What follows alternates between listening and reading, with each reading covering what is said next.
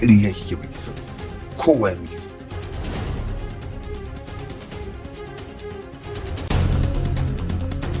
Alhaji, kai haƙuri don Allah, ka bari mu ji da matsalar da nan tukunna.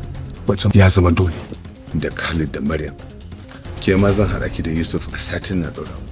Shut up, Afran, ba ke ka kawo shi ba. Da haka ya zama dole a yi. Ba za a yi wa ummi auren dole ba. Ba zai yiwu a yi mata auren dole ba.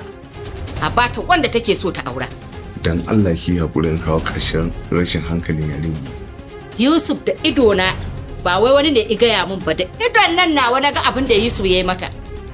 Da haka a bata ta auro da take. Ita faɗa ni? To Allah da ya sa lafiya kawo. Lafiya kalau mana tunda har ke ga mu tare da ita. Mu ta yi karatu a nutse dan na Malam Namir. Kuma in ne wani duba ka ko ba kuma yarinya za a ce ta baro ghetto area kuke cewa ko?